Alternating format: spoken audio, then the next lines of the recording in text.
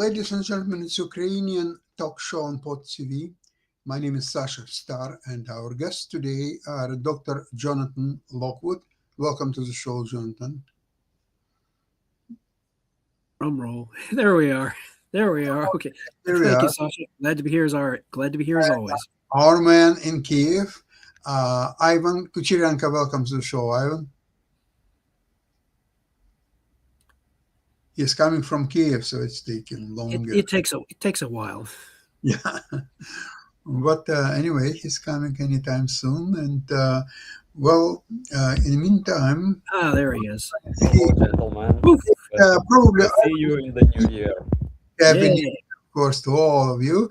And Ivan, I hope you have a video for us today that we could watch. Yeah, I've got a video. You've seen it yesterday on a show with Nick Palaveda, but it's a quite remarkable video because, of course, all the headlines in the news are about that magnificent operation of the United States in Venezuela. And here in Ukraine, most Ukrainians are happy that Russia lost their ally, that Russia invested billions of dollars in Venezuela, provided Venezuela with a top Russian air defense, which was unable to prevent United States from that attack. And even Pete Hegseth yesterday said that he hasn't seen any successful Russian air defense in Venezuela. But what is funny in this story for Ukrainians, that Russian propaganda started to claim that United States actually copied their tactics. They've used the same tactics as Russia did in the beginning of their invasion to Ukraine in 2022, and that Russia had the same air troopers which tried to capture Ukrainian government, to capture to commit that magnificent blitzkrieg strike in Kiev. But Ukrainians are really laughing from this, but because with the Russians something went wrong, they were not successful. Why they're saying that United States is we just executed Russian tactics a lot better than they did.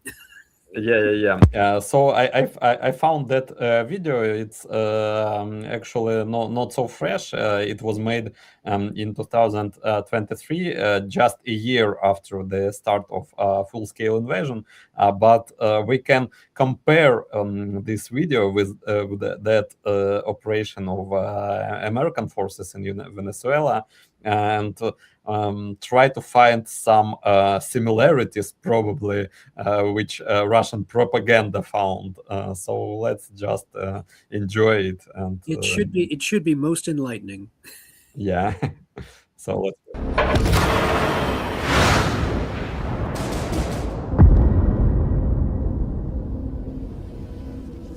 For decades, the world hasn't seen an assault on a major European city. Yet last year, Russians decided to capture the 3 million megapolis of Kyiv. Putin has thrown his elite troops to take the Ukrainian capital. So how did it happen that for most of them, Kyiv region became a grave? Hostomel is situated just 10 kilometers away from Kyiv's borders. This small airfield was normally used for cargo flights. A flight to Malaysia took off from Hostomel only hours before the invasion. However, the airfield has become a vital objective of Putin's blitzkrieg. A few hours into the invasion, it was attacked by a few dozen Russian helicopters flying low above peaceful cottages. Ka-52 advanced from the skies, while the cargo Mi-8 deployed hundreds of elite paratroopers on the airfield. Their task was to capture the runway to let large cargo planes land. A few dozen Il-76, stacked with soldiers, were circling above Belarus, awaiting for command. One such vessel can carry up to 150 soldiers or a few armored vehicles. If such forces were to appear near Kyiv, holding the capital would be extremely challenging. The plan seemed impeccable. The airfield defense was carried out by an understaffed National Guard brigade, armed only with mortars and small arms. Military psychologists, accountants, firefighters, and press officers resisted the first blow along with the regular conscripts. All in all, no more than 200 people. Despite helicopter fire, they fought off the elite Russian paratroopers from the 45th Guard Spetsnaz Brigade. They even managed to put down a few helicopters. Amazing thing about this battle was that we managed to shoot down 2 helicopters using concentrated fire from smaller arms, from our Kalashnikovs, basically. Fight over the airfield continued. The Il-76 never received a command to deploy troops. Shortly after, the conventional armed force of Ukraine approached the airfield. Some fierce fights took place around Hostomel. Ukrainian artillery hit the enemy and damaged the runway, making it impossible to land. Nevertheless, Russians kept sending more people and equipment there. Вийшов на мене командуючий Майк, сказав: «Зевс, ти наші єдині глаза, потрібно, щоб ти залишився в Гостомелі». Підійшов якомога ближче до аеродрома, виявляв цілі, ну і коректував артилерію. Тому я і ще 3 чоловіка на другий день на світанок почали висуватися ближче до аеродрома. Ми розбили зльотку аеродрома і сам аеродром на квадрати, де, якщо очікувалося противника, я говорю просто координати, і туди починає працювати артилерія. Як тільки виявили ворожі гелікоптери, приблизно дізналися, де вони сіли, передали квадрат і туди почали працювати артилерія. Бачили, як піднявся дим, вогонь, але що саме підбили, сказати точно не можу. Не дозволяла місцевість. During the next few weeks, Ukrainians were precisely hitting various equipment on the runway. Russians never succeeded in capturing the airfield and deploying their troops there. At the end of March, they suffered catastrophic losses and retreated from Hostomel. The Telegraph called this Russia's humiliating retreat. At the beginning of April, the entire Kyiv region and the north of Ukraine were liberated. Russia's blitzkrieg had failed. The most trained troops of the Russian army died in Hostomel, and it was not their only defeat. World media concluded, in the end, Putin lost half of his elite, the paratroopers. You know that Hostomel was a symbolic place that the Russian aggression was started here. They're trying to deploy here the parachute troopers here and starting the occupation of the capital of our country. And our army keeps them out. That's it.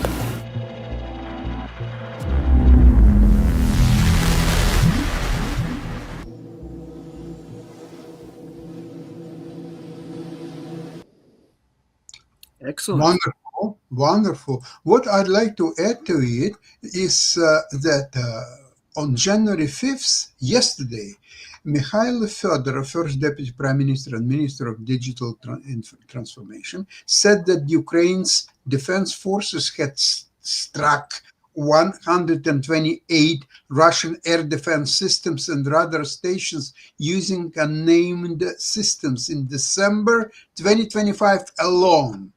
Now, if you want to go a little bit farther than that, then the command said that its units had conducted over 832,000 combat missions during this period. We are talking about 2025, and they struck over 168,000 Russian targets with an estimated total value of $20 billion US in the 7 months, only 7 months since their establishment.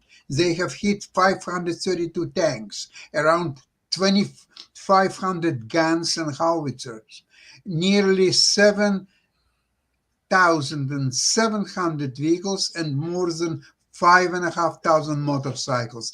Drone operators have also killed or injured over 50,000 Russian soldiers. In addition, the unnamed system forces conducted attacks on over 350 targets directly inside Russia. Now, what's happened there is this attacks, I'm referring to inside Russia. They're going non-stop 24 hours a day. Now the Moscow, most of the airports are closed. People are sleeping on the floors waiting for I don't know, there will be no more flights, so they have to be evacuated somewhere else or so. So the war came now to Russia. Enjoy. Oh yes, yeah, without question. Yeah, pretty soon they're going to have to start counting all the donkeys and carts that are being destroyed because they won't have anything motorized left to destroy. They'll start looking for new targets. But right now, it is quite clear that the Russian military offensive, its war machine, is grinding to a halt, and it is not capable of achieving any kind of meaningful military victory or political one for that matter. And it is also, I would also point out, just recently, I just saw this morning, that Zelensky has won additional concessions, that they will not, that any peace deal will not involve any territorial concessions on the part of Ukraine, and that also they are now no longer ruling out eventual NATO membership in NATO, Ukrainian membership in NATO, which is another very big step. But it is also something that the Russians are not likely to accept at all. However, the Russians are in no position to really gainsay it or really oppose it, because the Ukrainians will continue to exact an exorbitant price, both in equipment and in manpower, from the Russian army, as well as continuing to damage their economy. So again, I at the risk of sounding like a broken record, that the correlation of forces that the Russians used to talk about during the Cold War, the correlation of forces continues to move very swiftly in favor of Ukraine. I think great news. If it wouldn't be for so-called peace talks and the both sides would be just left alone, the Ukraine is now getting more and more formidable force that Russians cannot deal with. They have to go on their knees and ask for a peace with Trump or without Trump or any way, shape or form, because Ukrainians are taking over. It's very clear. Well, at this point, the Russians are going to have to, as I've stated once before, declare victory and go home. Just withdraw. Yeah, they would withdraw at this point. They would withdraw from all Ukraine's eastern territories and go home, having declared that they have success. Their military operation has succeeded. But the only place they would not withdraw from at this juncture is from Crimea. But as we have seen and noted over the past several months, that the Ukraine is steadily reducing the air defenses of Crimea. They are setting the stage, as I've been contending, for a successful counteroffensive with their strategic reserve to retake the Crimea. That is what this is all ultimately leading to, in my opinion. It's getting more and more probable that Crimea will be taken because there will be nothing left but bicycles and motorcycles. So much for supply. I mean, they'll be using the bicycles to escape Crimea, however they can. Okay, a few donkeys as well. They will have to swim, and it's a good time for Russians in Crimea to learn how to swim in cold Black Sea. Just wanted to add, Sasha, that you mentioned Mikhailo Fedorov. He's a former minister of digital transformation in Ukraine, and now he was appointed as a new minister of defense. Yeah, just Ukraine. Recently, while being the Minister of Digital Transformation, he was responsible for the drone project, so-called Wall of Drones, and or his management, drones were supplied to Ukrainian army, and his appointment as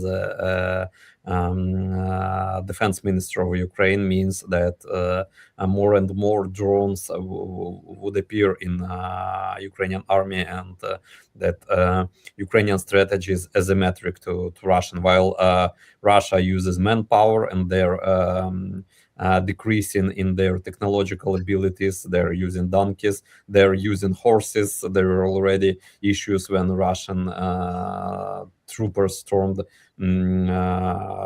using the horses, like in not even the Second World War, like in First World War tactics.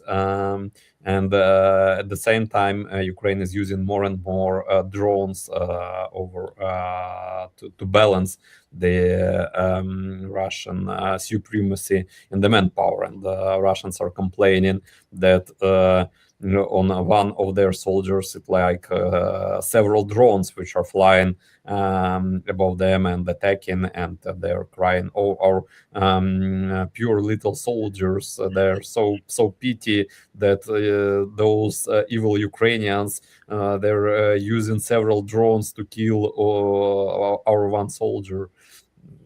Well, you should. Which we say you should. What an issue! Just go home. Just try not to grab our territory, and there will be no drones killing your soldiers. We're killing your soldiers because you're in our country. So it really is. It would be hilarious if the results were not so tragic for Russia. And right now, the Ukrainians are doing exactly the smartest thing possible. They are using their superiority in drone technology. They are fighting behind a wall of drones. They are holding off the Russians and inflicting greatly superior casualties on the Russian army by using their robot drones to not only to resupply their own troops, but they're using the drones offensively to fight Russian drones and destroy them, and also to pick off Russian soldiers and greatly increase their casualty rate. So it is that the Ukrainians, there is nothing to be faulted in the Ukrainian strategy and military tactics, and really I'm just amazed, and you can be absolutely certain that the U.S. military is taking very careful notes. They are all thinking, we have to learn as much as possible from the Ukrainians, from the lessons of this war, so that we are fully prepared and we do not have to learn those lessons the hard way in any future military operation that the United States might undertake. Although, if you look at the recent U.S. military operation in Venezuela, okay, the U.S. military seems to be doing a pretty good job incorporating lessons of its own, learning from their own history. But in any case, Jonathan, but Americans are not alone who are learning from the Ukrainian experience in this war. Yes. Another country who's learning a lot and is acting on that information is Canada. Canada is buying an enormous amount of Ukrainian drones, sea drones, technology of all kinds, and because Canada is quite wary of implications of Monroe Doctrine, and since Canada is in the northern hemisphere, together with the United States, so it's an all-American sphere of influence. So if American will deem that Prime Minister Carney is not friendly enough to United States, he will be captured and replaced. And for I would argue that based on the history of the way the United States has applied the Monroe Doctrine, that it would be the countries in Latin America that would have a much more to worry about potentially, and really Canada, realistically, in the context of President Trump's national security strategy, is way down the list, and he would much rather deal with Canada diplomatically and economically, and that the use of military power would be far better. His view apparently would be far better used against any countries south of the Mexican border that would be deemed unfriendly. Right now, for the moment, the operation in Venezuela seems to have been well timed, well executed, and hopefully the consequences will be very favorable for the United States as well as for the people of South America. Yeah. And there's a lineup of countries well before he will even think of Canada. It's obviously Mexico, it's Colombia, even Brazil is not immune totally. Now, what Yeah. about Greenland? Is Say what? still there. Greenland is still there, available. More, maybe not so much available now because Denmark is interested in acquiring Ukrainian drones, sea drones, technology, getting experience of Ukraine because they will have to defend Greenland, even if it's going for an hour and a half, but they still must resist if something will happen. I think American will be busy for a while with Oh yes. Colombia and probably Mexico. I don't know, actually. Mexico has a common border with the United States. So if there is a real traffic of narco traffic to United States, it's mostly has to be from Mexico, not from anywhere else. Because look at Venezuela, you cannot even reach the Florida shores without you need to refuel your boat or whatever you. They would need a much stronger logistical base than they currently have or that they've had in the past. So it's not so much that. Yeah, I believe that President Trump's diplomatic and economic efforts towards Mexico, at the very least, there will be economic pressure as well as diplomatic pressure, and the military lesson from the Venezuela operation would be a diplomatic signal to the leaders of Mexico, Colombia, as says, you had better learn the lesson from our successful operation there, because the implication is we can do this to you just as easily as we did it to Venezuela. Yeah. And a nice signal to Putin, actually, because Oh, yes. I think he was really afraid that how brilliant such operation can be committed, and that even he in his bunker is not safe from American Delta. Unfortunately, he's a great friend for President Trump. Now, besides, he's also responsible for a huge narco traffic to Europe when he was vice mayor of St. Petersburg and part of Russian mafia. He was one who managed the narco traffic through St. Petersburg to Europe. So in some way, he is a colleague of Maduro in narco business, and I think that over his presidency, that business in Russia also grown significantly. But he's not enough evil for United States to commit such kind of operation over him. Not yet. But hopefully in future we will see pictures, not Maduro, but maybe of Putin from American prison. It would be a much more nice picture for Ukrainians. Well, I would like to mention that China and Russia have invested lately a lot of money in Venezuela. China, $50 billion, and Russia about $20 billion. So it's interesting that neither country showed willingness to resist American force, what they've done a lot.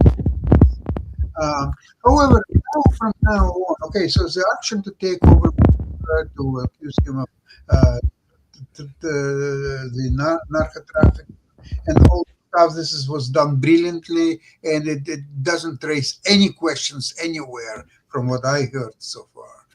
Now, the further actions, they're a little bit murky because there is an opposition party in Venezuela that people expected that Trump would support, and they would to power, that would be quite logical. But instead, he supported the vice president of Maduro, who is basically continuation of the same power structure. So that remains to be seen what's happened. Then, talking about Venezuela, oil.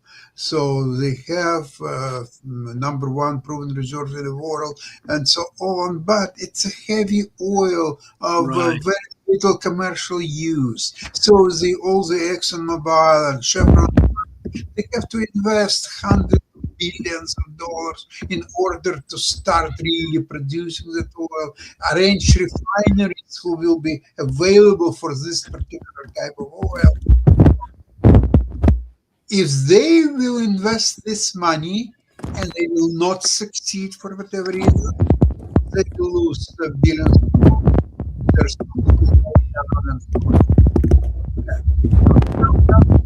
US government will provide the funds and so on. Now, wait a sec. So you are of $38 trillion in debt. You're providing $40 billion to Argentina and others. China is not buying U.S. soybeans, so the farmers of U.S. are suffering, and you are now going to subsidize U.S. oil companies, which will benefit oil companies' shareholders, but most Americans they will not feel that at all. So how it will so work out? So it raises many more questions. This gets to use a chess analogy.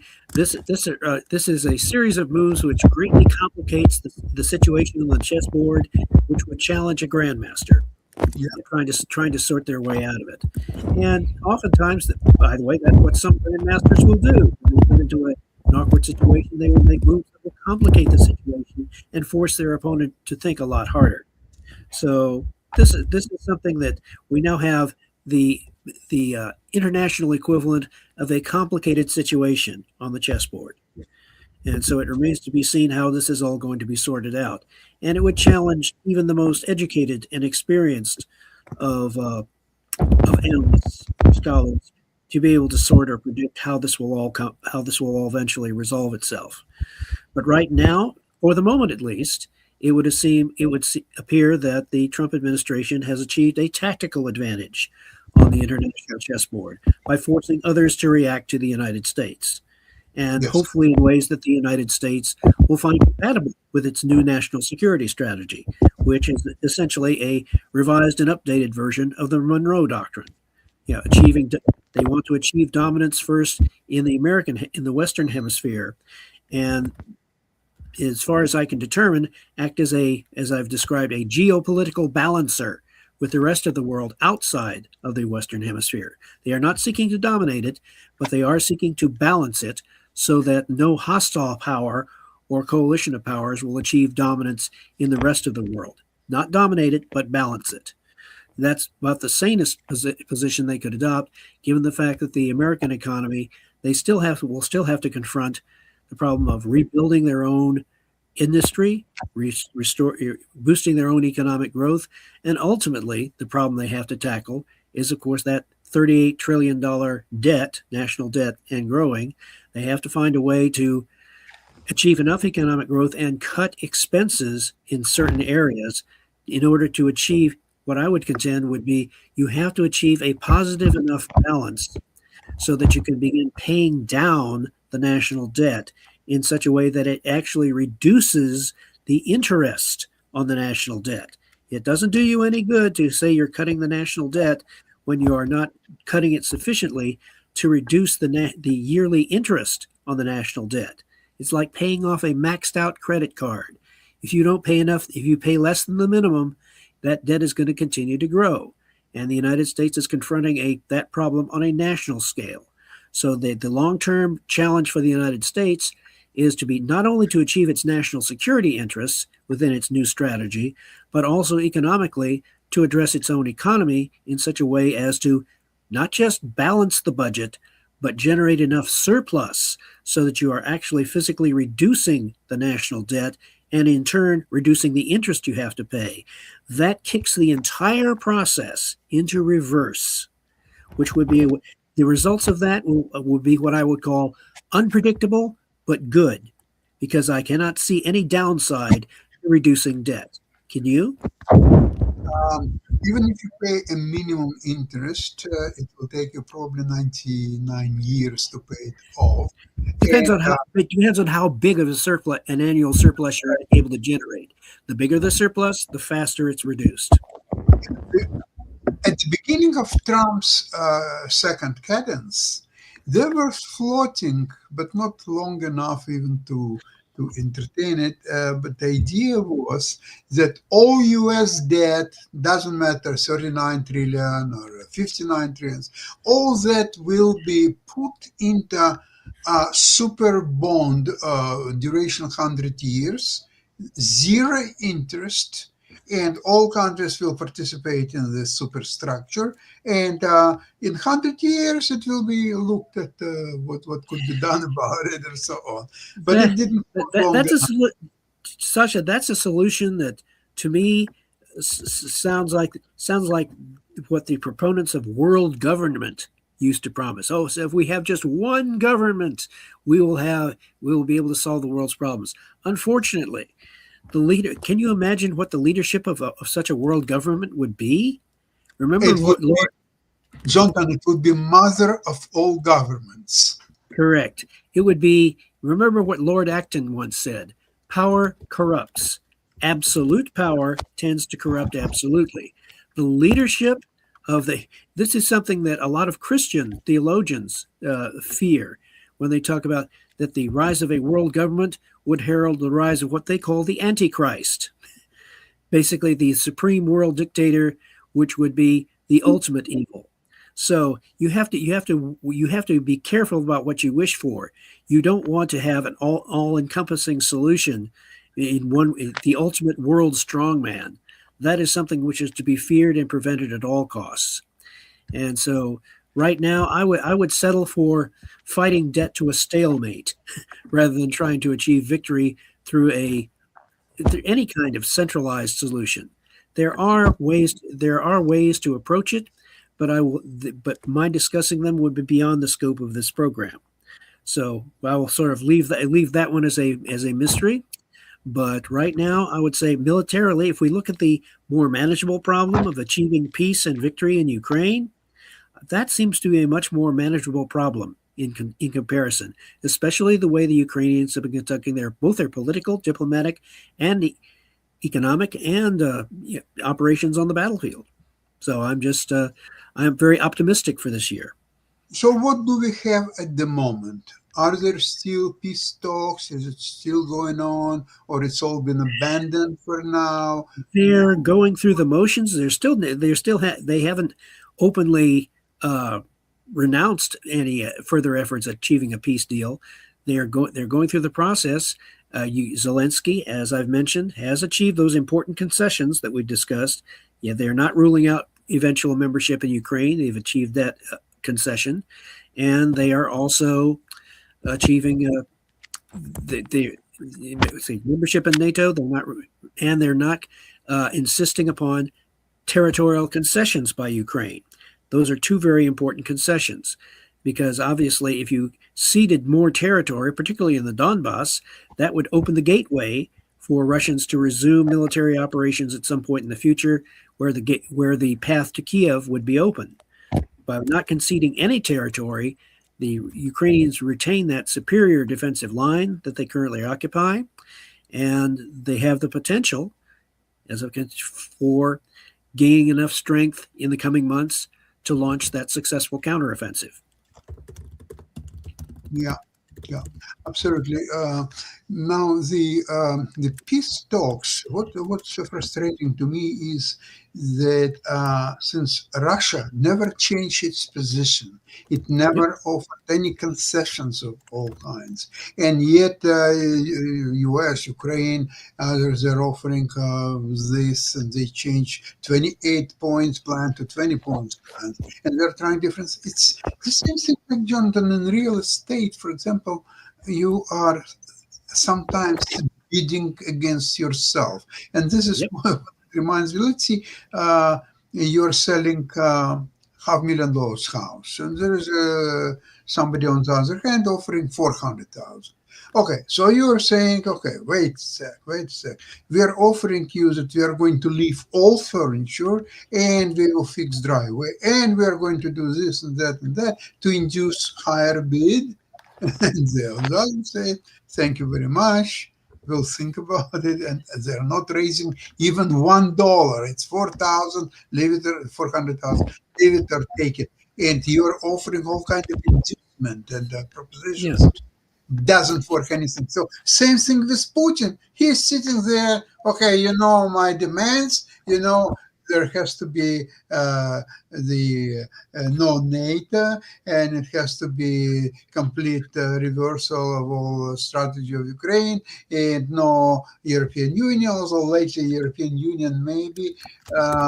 But essentially, I want all Donbass, I want all the Zaporizhia, and we are going to supply Ukraine with some of the energy from Zaporizhia atomic station. So how generous you're being with our country. This is absolutely incredible situation, but at least for now, there is a pause. We will see. I think Zelensky is going to be in Europe tomorrow to discuss the coordination with, I think, France, England, about possible moves. Europe is very careful with the Venezuela affair, not to upset Trump and the United States, so they're sort of keep their thoughts to themselves. And you're saying that, okay, everything is business back to normal or so on. But we'll see how it all develops. It's a very fluid situation, and every day brings more and more news. Ivan, how people in Ukraine feel about this situation? Something is going, but no one knows where it will lead us. And people here don't believe that Russia would accept any peace deal without proper pressure on Russia. And it's not clear what that pressure can be, what more sanctions can be implemented, what more support can be done to Ukraine. So I think the only way when Russia will be ready to stop this war is real economy catastrophe in Russia, when they will just not have enough money to continue this war. And according to different analytics, it shows that probably it will be in the middle of this year, maybe in the end of this year, when Russian economy will collapse. But no one knows, unfortunately, when exactly it will be. Well, what I'd like to say in the conclusion is that you remember that Putin told directly to Trump about the drone attacks against his residence and so on, and Trump was infuriated and so on. But then Trump was informed by his own intelligence that it's not true at all. It's a lie. And Trump directly accused Putin of lying on that matter. He said that there was no such thing happened. Even if it happened, it was far away from it, and it was not Ukrainian.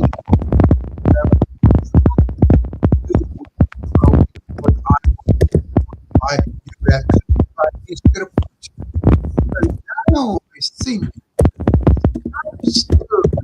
to tell Putin is that we analyzed and remember what Putin said, that because of this so-called Ukrainian attack, he will now change his conditions for peace and the way the negotiations are going and so on. So now it's probably Trump's turn to say, in view of your outrageous lie, we are going to change the way negotiations are going and all conditions and everything else. Get ready, Mr. Putin. And interesting to see what Putin is going to say to it. Yes, Putin should have been drawing the appropriate lessons from Venezuela. It says we are much more skillful at conducting special military operations than you are. So he has to draw the appropriate lesson. Plus, maybe to make your friend Maduro not so lonely, maybe you will visit him there in US jail. He may be visiting him in more ways than one, so who knows? So, in any case, the overall strategic situation is moving very much in favor of Ukraine, and I still remain cautiously optimistic that Ukraine still has yet another trick up its sleeve, and that it will be able to execute a surprise operation this coming spring, and that this will finally be able to put an end to the war in Ukraine. Absolutely agree with you, Jonathan, Ivan. Thank you so much for today's program, and hope to see you soon on Friday, same place, same time. Slava Ukraini. God bless America. God bless Canada too, while we're at it, and Ukraine. Thank you. Bye-bye. Bye-bye. Thank you very much.